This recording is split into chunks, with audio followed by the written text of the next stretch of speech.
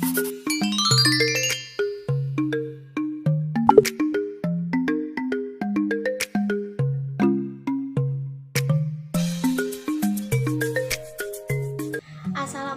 warahmatullahi wabarakatuh. Perkenalkan, nama saya Anita, NPM 191063108004 semester 4. Pada video kali ini saya akan mereview jurnal yang berjudul Estetika Tari pada Jenis Kesenian Bangreng di Sumedang, karya Sofyan Hadi dan Lili Supardi, Pasca Sarjana ISBI Bandung.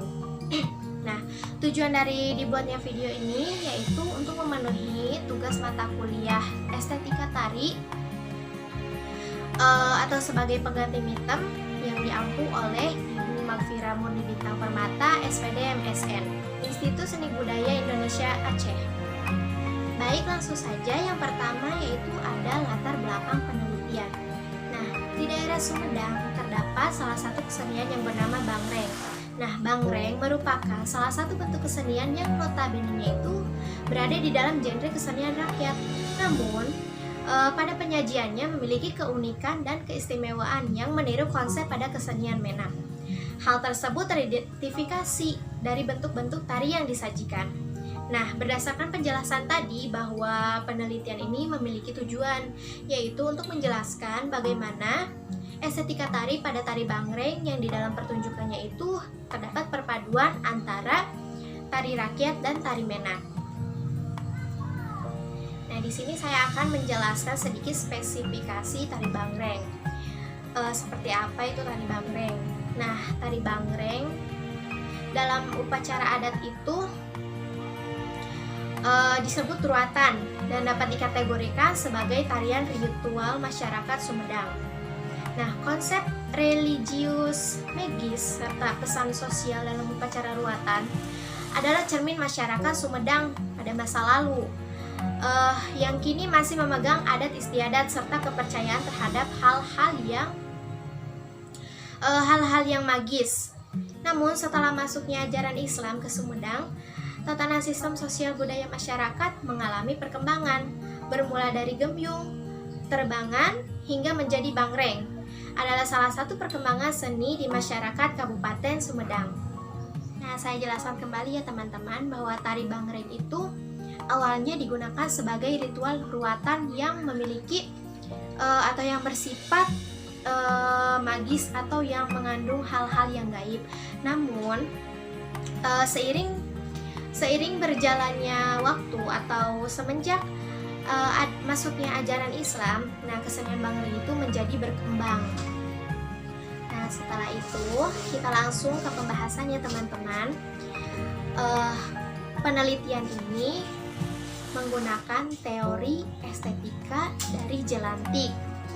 Dan Jelantik itu mengatakan bahwa dalam ilmu estetika pertama-tama nampak pada semua benda atau peristiwa kesenian yang mengandung ke dalam 3 aspek, yaitu wujud, bobot, dan penampilan. Nah, kemudian bagaimana perpaduan kesenian tari rakyat dan kesenian Menak pada Bangreng?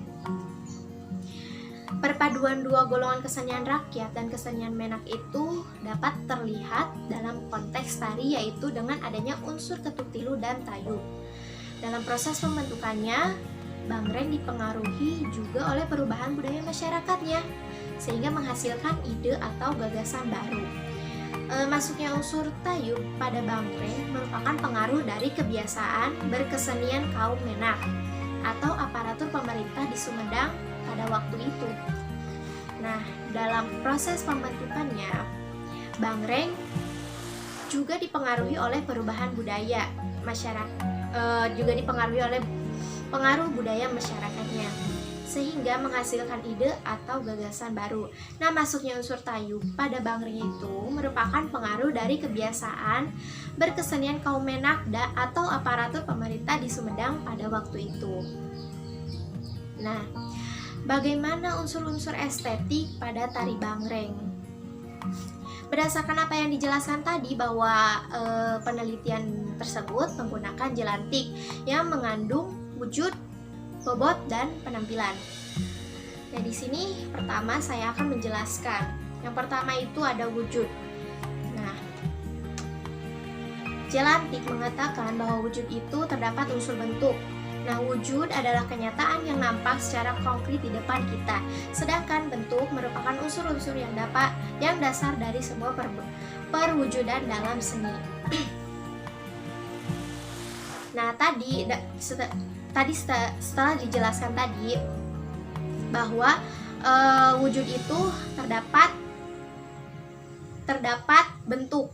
Nah, bentuk dalam seni tari dapat dimaksudkan kepada gerak-gerak yang berada dalam seni tari, misalnya agem, seledet, landak, tuak, dan sebagainya. Nah, dari pernyataan tersebut, perwujudan estetika bentuk diperlihatkan dalam bentuk gerak-geraknya. Kemudian, nama-nama gerak tari yang berada pada bangreng yang bersumber dari ketuk tilu seperti kadal mentas, belit kacang, bajing luncat, dan sebagainya. Selain itu, gerak-gerak pokok yang bersumber dari tari tayu yaitu adeg-adeg, jangkung pilo, acet, pince, kepat, engkeg, dan lain sebagainya. Selain ada bentuk, ada juga struktur. Nah, menurut Jelantik, kata struktur itu mengandung arti bahwa di dalam karya seni itu terdapat suatu pengorganisasian, pengaturan, ada hubungan yang tertentu antara bagian-bagian dari keseluruhan itu sendiri. Nah, struktur yang terdapat dalam bangreng antara lain pelaku pertunjukan seperti juru raksa, juru tari, juru kawi, dan penari pokok. Nah, penari pokok itu ada nayaga, penonton, dan penonton partisipan. Kemudian struktur pertunjukannya menggunakan konsep pertunjukan tari tayu. Nah, dengan menggunakan konsep struktur pertunjukan tayu, maka pertunjukan bangreng tampak lebih tertib dan teratur. Di dalamnya terdapat pembagian giliran menari yang diatur oleh juru raksa. Misalnya, seorang yang dianggap paling dihormati atau pemangku hajat. Nah, maka dari itu, yang berhak diberikan penghormatan untuk melakukan menari pertama itu pemangku hajat. Nah, selanjutnya pertunjukan berjalan mengalir dan tertib dengan menaati secara bergiliran. Selain ada bentuk, struktur, selain ada wujud dan terdapat tadi bentuk dan struktur, nah kemudian ada bobot. Menurut Jelantik, bobot adalah isi atau makna dari apa yang disajikan. Nah, bobot dapat secara langsung ditangkap oleh panca indera atau ditangkap setelah menghayati pertunjukan.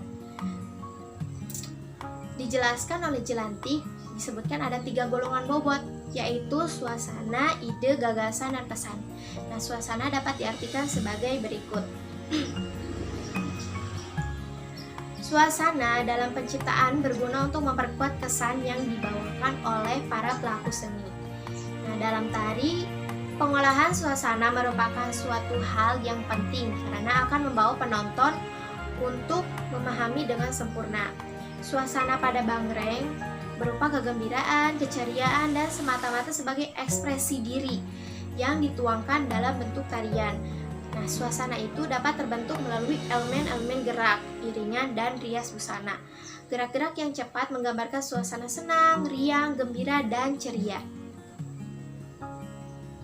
Kemudian ada ide atau gagasan.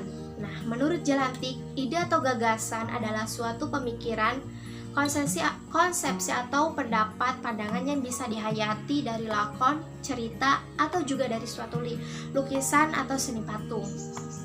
Nah, ide dari bangreng merupakan dasar pengucapan senimannya yang terbentuk dari kondisi kehidupan masyarakat yang religius, tetapi masih menganut ajaran mistik atau yang bersifat gaib, seperti yang sudah dijelaskan tadi. Nah, bangreng itu fungsi awalnya sebagai penyebaran agama Islam dan selanjutnya digunakan sebagai sarana upacara ritual adat. Nah, perkembangan selanjutnya, bangreng sebagai sebuah sajian baru dengan fungsi sebagai sarana hiburan dan tontonan masyarakat. Kemudian ada pesan. Jelantik mengatakan bahwa suatu karya tari dianggap mempunyai nilai estetik apabila di dalamnya terdapat pesan-pesan. Nah, pesan yang disampaikan pada kesenian tari bangreng merupakan sebuah artefak kesenian masyarakat Sunda Di dalamnya dapat ditemukan kegiatan masyarakat tanpa memandang derajat dan status sosial. Jadi kesenian tari Bangreng itu memiliki pesan-pesan mengenai bahwa kegiatan masyarakat yang di daerah tersebut itu